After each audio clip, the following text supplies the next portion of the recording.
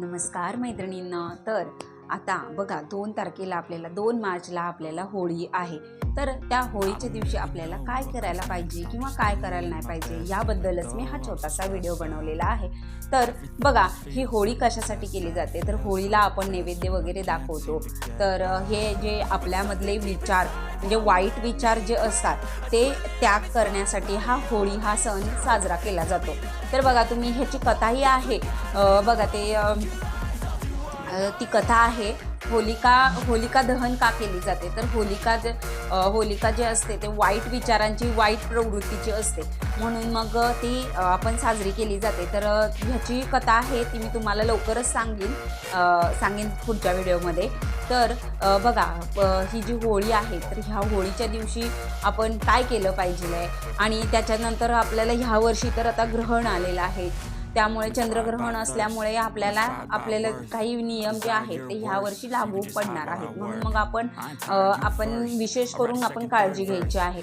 तर बघा आपण आता ही जी होळी आहे तर ह्या होळीच्या दिवशी आपल्याला तंत्रविद्या वगैरे खूप असे प्रकार केले जातात. मग ह्याच्यासाठी म्हणजे काळी विद्या वगैरे हे केले जातात. मग त्याच्यासाठी आपले संरक्षण व्हावे किंवा असं एखाद्याला वाटत असतं की नाही माझ्यावर अशी बाधा झालेली आहे किंवा कोणी करणी केली आहे, यासाठी एक विशेष मी तुम्हाला उपाय सांगणार आहे. तर तो जो उपाय आहे तर त्याच्यासाठी आपल्याला घरातल्याच ह्या वस्तू लागणार आहेत. तर बघा त्याच्यासाठी आपण 11 लवंगा जे असतात त्या लवंगा आपण घ्यायच्या आहेत. तर त्या लवंगा आपण व्यवस्थित घ्यायच्या आहेत, तुटलेली फुटलेली नको आहे, त्याचं फूल जे आहे ते व्यवस्थित पाहिजे. ते 11 लवंगा घ्यायचा आहे. भीमसेनी कापूर घ्यायचा आहे, एक वडी घ्यायची आहे. तसं म्हणजे भीमसेनी कापूर जो असतो तो थोडा घ्यायचा आहे आणि तुरटी घ्यायची आहे. ह्या 3 ज्या वस्तू आहेत त्या आपण काय करायच्या आहेत, काळ्या कापडामध्ये व्यवस्थित गुंडाळून तो आपल्याजवळ म्हणजे होळीच्या दिवशी म्हणजे 2 तारखेला आपण ते आपल्याजवळ ठेवायचे आहे. आणि जवळ ठेवून आपण ज्या वेळेला होळी म्हणजे पेटवली जाते, होलिका दहन केली जाते, त्यावेळेला आपण आपल्या त्या होळीमध्ये आपण ते अर्पण करायचे आहे. तर बघा अजून म्हणजे खूप असे उपाय आहेत. वाईट आता जर समजा आपण जर असा विचार केला की आपल्या आता म्हणजे खूपच आपल्याला कधी कधी वाईट निगेटिव्ह विचार येतात किंवा आपण असं विचार करतो की एखाद्याचं असं वाईट व्हावं, आपण असं म्हणतो की आहे ना माझ्याशी दुश्मनी होती तर तिचंही असं वाईट व्हावं, तर ही एक वाईट भावना झाली. तर ही जी वाईट भावना आहे ती आपण होळीमध्ये समर्पण करून टाकायची आहे. तर बघा आपले वाईट जे आता समजा एखाद्याला काही सवय असते किंवा व्यसन वगैरे करणारे असतील व्यक्ती, तर त्याने सुद्धा त्यांनी जर असं हे केलं तर आता एक पेज घ्यायचं आहे. त्या पेजवर आपण लिहून घ्यायचं आहे की माझी ही वाईट सवय आहे, ही सवय निघून जावी, ह्यासाठी आपण असं होलिका मातेला आपण तसं त्यांना विनंती करून आपण ते पेज जे आहे ते आपण पेज आपण ते होलीमध्ये टाकायचं आहे. तर त्याशिवाय आपण असे अनेक वेगवेगळे उपाय आहेत. तर तुम्ही ह्या दिवशी पण आपण होळीच्या दिवशी आपण हे उपाय करायचे आहेत. तर बघा असे बरेचसे उपाय आहेत. तर आता गव्हाचे जर आपण त्याच्यामध्ये अर्पण केलं तर नैवेद्य तर आपण घेऊन जातो. नैवेद्य हा पुरणपोळीचाच करतात, कारण होळी पुरणाची पोळी आपण असं म्हणतात. तर होली दहन करतात त्यावेळेला आपण काय घेऊन जायचं आहे, विशेष म्हणजे आपण आपल्या घरातला नैवेद्य घेऊन जायचा आहे, नारळ घेऊन जायचा आहे, शिवाय आपण 1 लोटा पाणी घेऊन जायचं आहे. तर ते पाणी कशासाठी घ्यायचं आहे, तर पाणी आपण ज्यावेळेला आपण नैवेद्य वगैरे दाखवतो त्यावेळेला तर ते लागतेच, पण आपण त्या होलिकेला आपण ज्यावेळेला प्रदक्षिणा घालतो त्यावेळेला ते पाणी थोडं टाकत म्हणजे 1 लोट्यामधलं ते थोडं पाणी टाकत आपण प्रदक्षिणा पूर्ण करायची असते. तर का, तर ही जी आपल्यामध्ये आता जी उष्णता आहे ती उष्णता कमी होण्यासाठी किंवा आपल्यातला राग, लोभ, मत्सर हे कमी होण्यासाठी होलिका दहन केली जाते. त्यासाठी आपण ती होलिका दहन जी केली जाते तर त्यामधून जी उष्णता बाहेर पडतात ते त्याचं आपण पाणी टाकल्यामुळे ती आपल्यापर्यंत जी काही वाईट शक्ती आहे ती आपल्यापर्यंत येत नाही, म्हणून मग आपण ते पाणी टाकायचं असतं. तर असे छोटे छोटे जे उपाय आहेत ते आपण करायचे आहेत होळीच्या दिवशी. तर आपण ही होळी करतात बघा गावाकडे तर खूप छान पद्धत आहे. त्याच्यामध्ये तुम्ही म्हणजे जे समिधा वापरणार आहेत, तर म्हणजे जे आपण लाकूड वापरतो तर ते लाकूड आपण ह्यावेळेस विशेष करून आंब्याचं वापरायचं नाहीये. कारण आंब्यामध्ये जास्त करून उष्णता असते, म्हणून ती उष्णता जर आपण उष्णता असल्यामुळे त्याच्यातून नकारात्मकता ऊर्जा बाहेर पडते, म्हणून ते आंबा, वड, पिंपळ म्हणतात ते टाकायचं नाही. पण तुम्ही ह्याचं एरंड्याचं जे असतं लाकूड, ते लाकूड जाळले जाते. तर का तर एरंड्याचं आपण औषधी म्हणून उपयोगी केला जातो.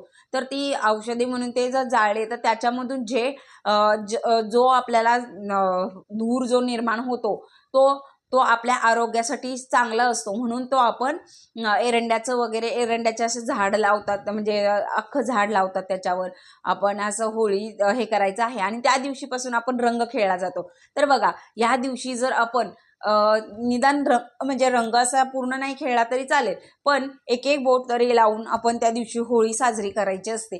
तर ही जी केल्यामुळे आपण जर आता रंग लावून घेतला तर आपल्या आयुष्यातही त्या रंगाप्रमाणे आपल्या पण आयुष्यामध्ये असे अनेक वेगवेगळे कलर आपल्या आयुष्यामध्ये येतात. म्हणून त्या दिवशी आपण होळीच्या दिवशी आपण कलर लावायचा आहे. तर बघा, हे आपण साधे सोपे उपाय आहेत, ते उपाय करायचे आहेत. तर घरामध्ये त्या दिवशी आपण काय करायचं नाही, तर विशेष म्हणजे आपण कुणाबरोबर भांडणं वगैरे करायची नाहीत, कुणाला वाईट बोलायचं नाही, कुणाचं मन दुखवायचं नाही. या दिवशी आपण विशेष काळजी घ्यायची आहे. आणि त्याचबरोबर जर आपण मोठ्यांचा आशीर्वाद घेतला तर तुम्हाला ही होळी आपण आता म्हणजे होळी जी करतो ती वाईट आपली प्रवृत्ती जी आहे ती प्रवृत्ती आपण त्याच्यामध्ये समर्पण करून द्यायची असते. म्हणूनच आपण थोरा मोठ्यांचे आशीर्वाद घ्यायचे आहे. त्यांचे म्हणजे पायाला डोकं लावून व्यवस्थित आपण नमस्कार करून घ्यायचा आहे आणि त्यांचा आशीर्वाद घ्यायचा आहे. तर असेच छोटे छोटे जे उपाय आहेत ते आपण करायचे आहेत. तर बघा, तुम्ही त्या दिवशी काय करू शकता, आपल्या घरामध्ये आपल्या सुखशांती राहावी म्हणून यासाठी मी तुम्हाला एक उपाय सांगणार आहे.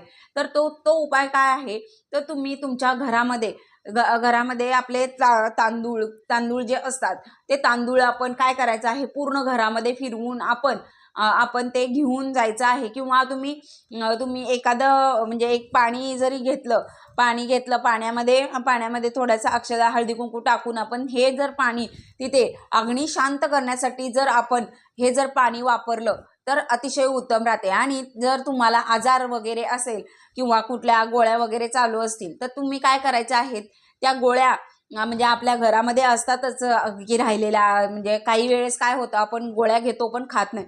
मग या गोळ्या काय करायच्या आहेत, ह्या गोळ्या औषधं ते अग्नीमध्ये समर्पण करायचं आहे. तर हे जर अग्नीमध्येच आपण समर्पण केलं तर आपले घरातील आजारपण आहे ते पूर्ण निघून जाते. म्हणूनच आपण छोटे छोटे उपाय करायचे आहे. तर काळे तीळ आपण घालू शकतो. आपण गहू घातले तर आपल्या घरामध्ये गहू म्हणजे काय, तुम्हाला काही जास्त नाही घालायचे, उगा 1 चिमूट घातले तरी चालतात. तर हे गहू जे आहेत ते आपण गहू समर्पण करायचं आहे. पण त्या दिवशी आपण नैवेद्य वगैरे करतो. तर नारळ जो असतो तो नारळ आपण काय करायचं आहे, तिथे न फोडता आपण तो अग्नीमध्ये समर्पण करायचा असतो. तर ह्यावर आपण कापूर लावून आपण घरातून घेऊन गेलो तरी चालू शकते. किंवा तुम्ही तिथे जाऊन आपण हा नारळ जो आहे तो आपण म्हणजे त्या होलिकेमध्ये आपण टाकू शकतो. तर असे छोटे छोटे जे उपाय आहेत ते आपण करायचे आहेत. पण न विसरता आपण मी जो सांगितलेला उपाय आहे तो कापूर, लवंगा आणि तुरटीचा हा उपाय आपण करायचा आहे. हा उपाय केल्याने सर्वांच्या आयुष्यामध्ये सुख, समृद्धी, ऐश्वर्य प्राप्त होईल. तर मला ही छोटीशी व्हिडिओची माहिती सांगायची होती म्हणून मी हा व्हिडिओ केला. तर काही चुकलं असेल तर क्षमा असावी. माझी जी काही मी सेवा केलेली आहे ती महाराजांच्या चरणी अर्पण करून मी माझा व्हिडिओ इथेच थांबवत आहे. आपण नंतर भेटूया पुढच्या नवीन व्हिडिओमध्ये. श्री स्वामी समर्थ. जय जय स्वामी समर्थ.